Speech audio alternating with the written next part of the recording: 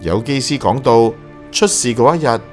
艾哈邁達巴德嗰邊接近攝氏40度，高溫令到空氣變得稀薄。喺咁嘅環境之下，要用更高嘅襟翼設定同埋更大嘅推力先至飛得起。佢話就算只係有少少嘅設定出錯，都有可能搞到出事㗎。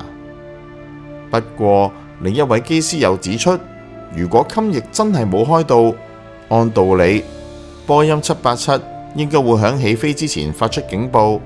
提醒機組人員配置唔安全，所以唔應該咁易出錯嘅。印度航空今次最有可能係雙引擎同時嘅熄火，可能原因係撞雀仔，又或者係燃油系統出咗問題，例如有雜質、污糟，導致入唔到油，直接嘅熄晒火。而馬航 MH370 當年其實都有傳過類似嘅講法㗎，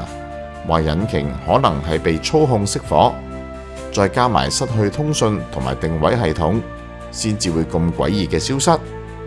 所以你會睇到兩單都唔單止係壞咗一邊引擎，而係兩邊都死晒，同步性太高，令人難以當作係純粹嘅意外啊！